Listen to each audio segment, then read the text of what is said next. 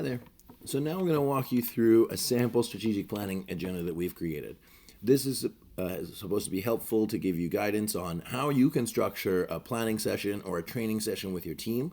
And these modules can be adapted for more or less people or more or less time.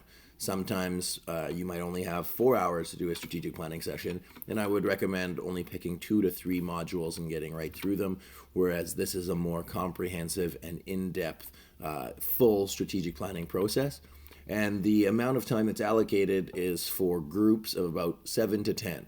If you have 5 people in your management team, the process will go a little bit faster, and obviously more if you have longer for more people.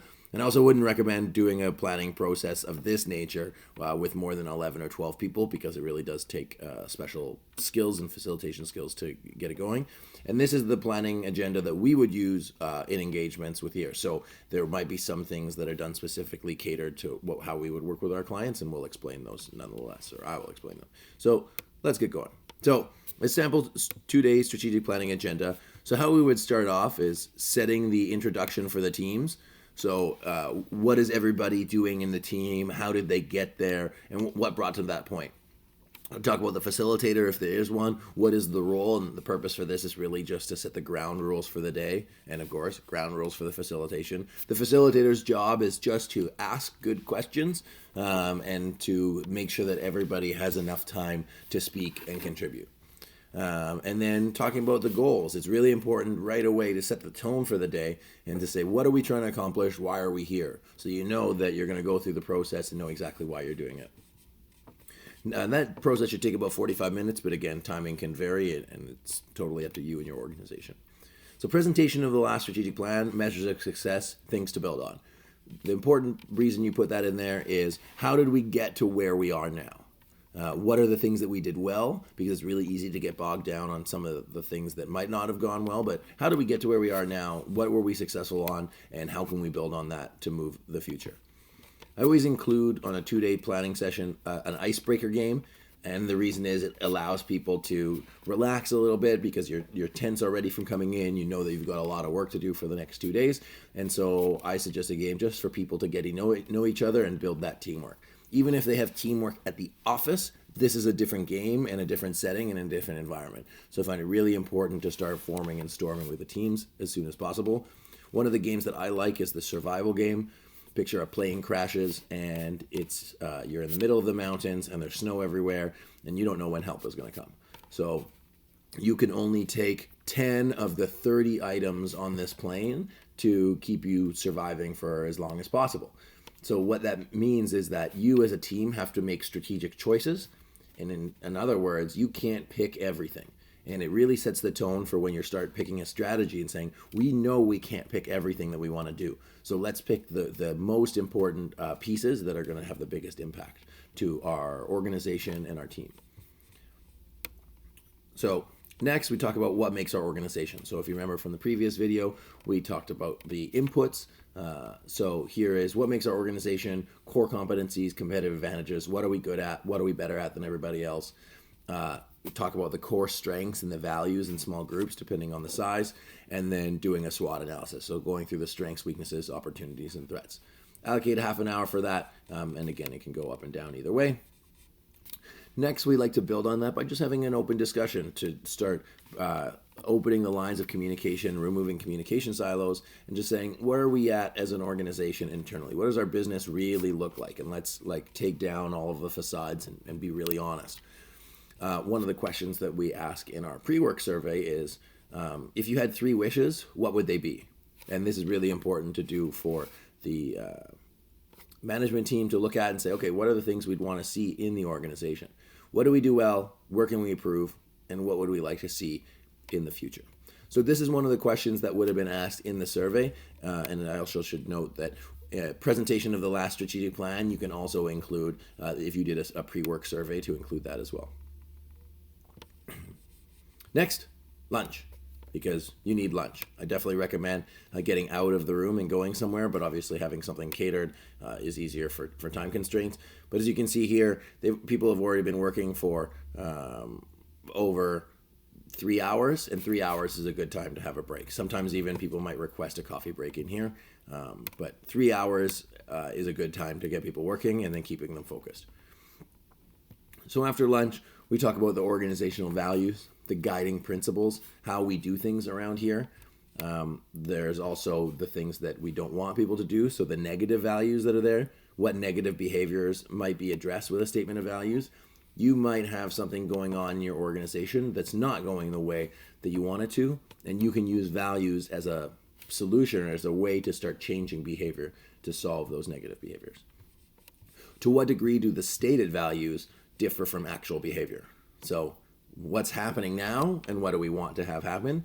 And the way you figure that out, obviously, is you look at that, but then you say, what are we doing? What are we saying? What's the what's the talk we're walking? So talking the talk, walking the talk, and then enforcing the talk. So often in organizations, there's a difference between what you say you want people to do and how you reward them.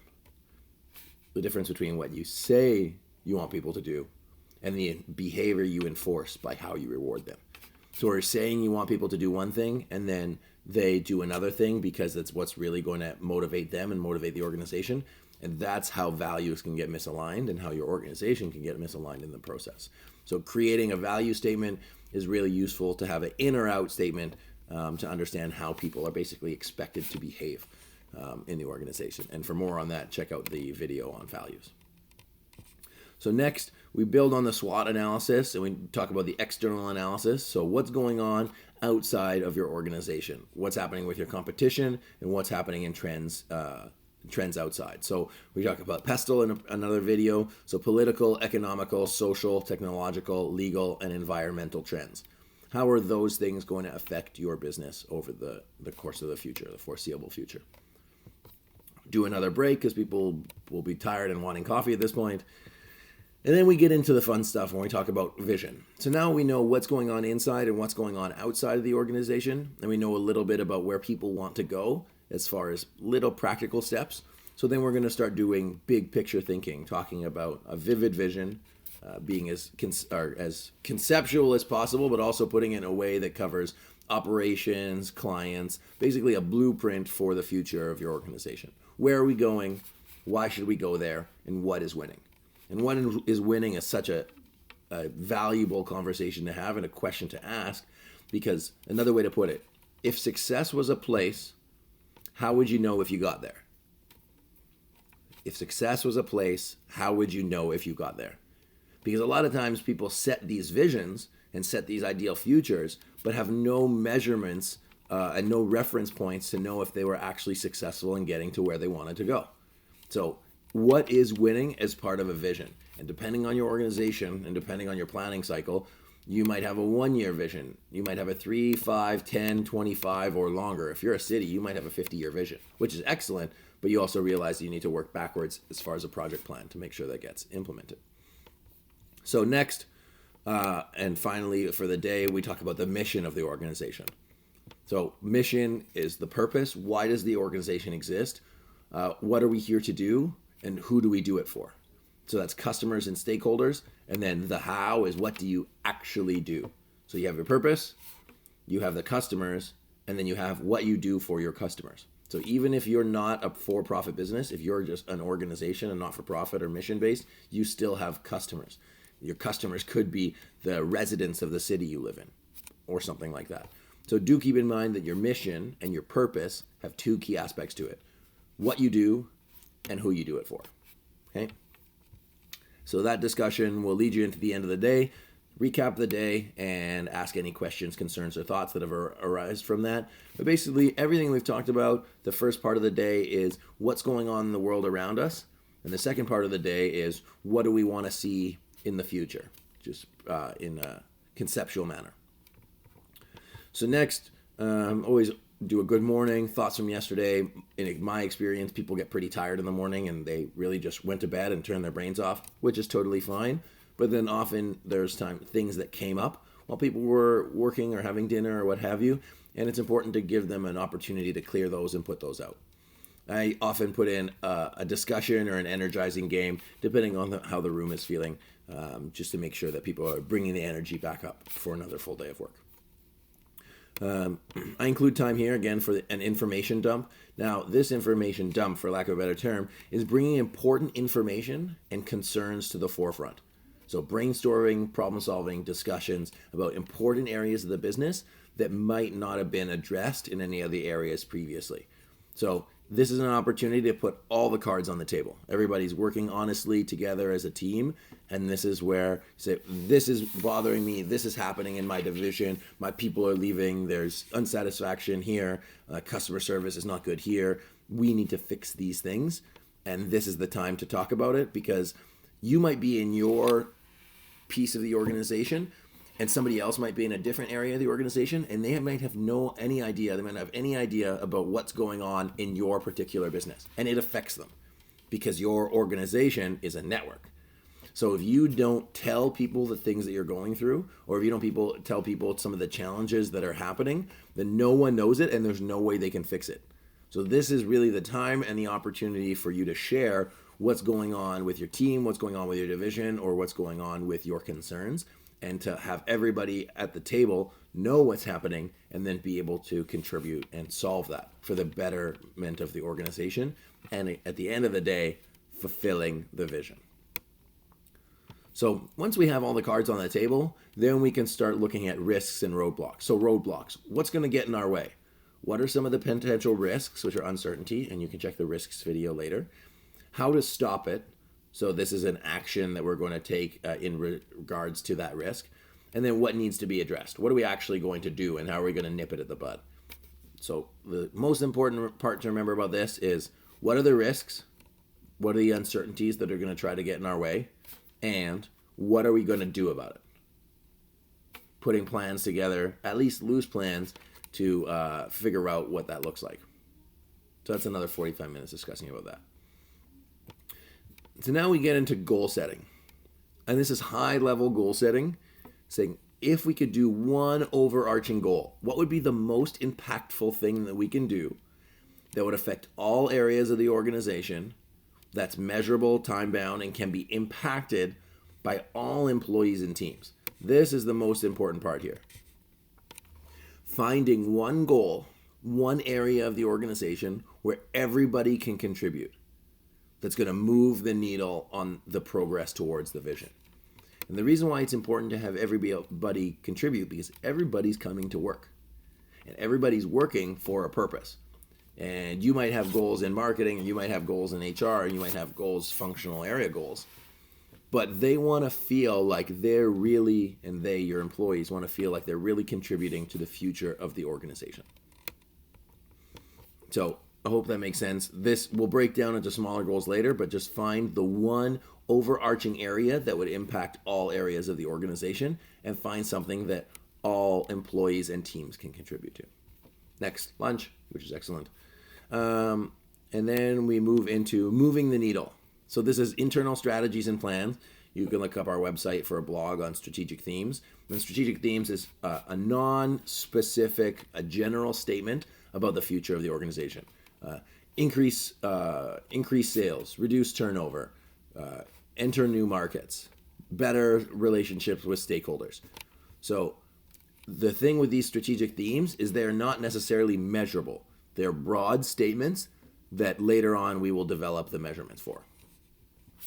Another piece to include as part of this, because we're talking about moving the needle and doing different things, is why change, what's the value, and what happens if nothing changes. Okay? So once we figure out our strategic themes, which is the overarching theme as to what we're trying to accomplish that's going to move the needle on the vision, then we're going to start creating performance measures. So the first part is broad themes, and the second part below it is measurement, KPIs, moving from X to Y by date.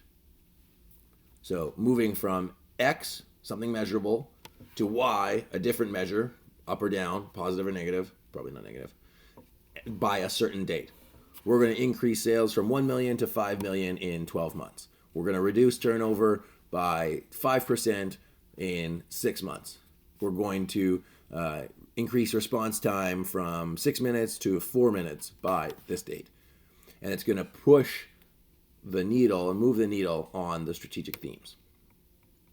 Again, each one of these areas has its own module, so please refer back to the specific module for guidance. So next, we've already started working on our performance measures, and now we're going to start building action plans and next steps. So we have the high-level theme, we have the measurement that we're trying to achieve. How would we measure being successful in that area? How would we know? And then we're going to go one level down and start saying the individual actions, tactics, and steps that we can take to move the needle from X to Y to accomplish those strategic themes that's going to help us fulfill our purpose and then fulfill our mission. So our vision. So if you remember from the previous video or the previous slide, that you could everything was aligned in there. And I'm sorry for my little toolbar that just came up. So next, we just have another break because people are pretty tired by this time. Just have a coffee break to just chill and relax. And then we're going to talk about communication plan, knowledge transfer, and uniting the rest of the organization. You have this plan. You have ideas and you have what you want to do. The next step is how are you going to get it out to everybody in the organization? And there's a lot of ways you can do that. And I actually recommend multiple modalities because people learn differently. Some people learn by hearing, some people learn by reading, some people learn by actively doing something. So you could send out a newsletter, you could have a kickoff meeting. You could put posters up on the wall, which I recommend if you're talking about your values to reinforce them. But it's important to constantly communicate your strategic plan so that people know what they're supposed to be doing, when they're supposed to be doing it, and that everybody is on the same page. So how are you going to unite the rest of the organization? Of course, you might have 5 or 6 or 7 or 10 management leaders in there, but what are those leaders going to do to share the plan with their middle managers and cascade the goals and create goals with the other employees of the organization? So again, knowledge transfer, transferring the things that you learn from this session to everybody else in the organization. If you have a formal document, most of your employees are not going to read your formal strategic plan unless you sit down and actually do a meeting with them. And a strategic plan document is great for people to have, but you want to be able to include these pieces as part of your organization on a day-to-day basis. And that's why we've included the strategic planning map, because it's a very easy to understand visual representation of the strategic plan. It's simple, it makes sense, and it's easy. Using a tool like that to let everybody know what your plan is will increase the likelihood of people understanding and increase buy-in. So leading into the end of the day, we just do a recap of everything. Recap of the SWOT and internal plans, recap of the vision, the mission, the objectives, strategies, and tactics. And then we go over the knowledge transfer, the communication plan, and look at the individual areas that people are responsible for. So this will take 2 full days, and at the end of it, you'll be left with lots of notes, some more direction, clarification on your vision, clarification on your mission. You'll have some high-level strategic objectives. You'll have some measurements for those strategic objectives, and then you'll have the individual tactics that you're going to do to move the needle from X to Y. And then again, that will move back up the pyramid. And then what you're actually going to do to communicate that plan with the rest of your team so that they get on board and they're all on the same page with your strategic plan. So I hope that helps give you a bit of guidance as to how to walk through the strategic planning process with your team over a 2-day offsite. And of course, please refer back to the other videos for a recap of each specific knowledge area. Thanks so much, and I look forward to sharing with you in the next video.